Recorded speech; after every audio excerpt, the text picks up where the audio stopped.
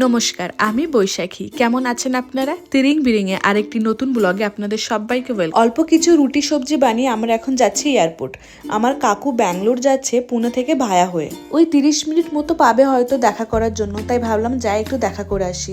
অনেক দিন দেখা হয় না কাকুর সঙ্গে। আর সুব্বু হওয়ার পর তো সুব্বুকে কখনো দেখেনি, সেই সুযোগ হয়ে ওঠেনি। আর আমরা এখন চলে এসেছি এয়ারপোর্টে। এখানে আমরা এখন একটু ওয়েট করব। কাকু ল্যান্ড করে গেছে কিন্তু এখনো এয়ারপোর্ট থেকে বেরায়নি।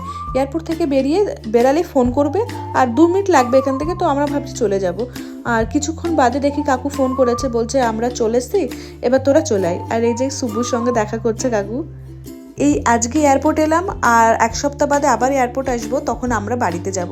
এবার দুর্গাপুজোতে আমরা বাড়িতে যাইনি, কারণ অনেক গরম পড়ছিল আর সুব্বু তখন একটু ছোট ছিল, তো এই জন্য যাওয়া হয়নি। কাকুর এখন টাইম হয়ে গেছে, উনি এখন এয়ারপোর্টের ভেতরে ঢুকবে আর আমরাও ফিরবো বাড়ির দিকে। চলুন তবে দেখা হচ্ছে আবার পরে, টাটা।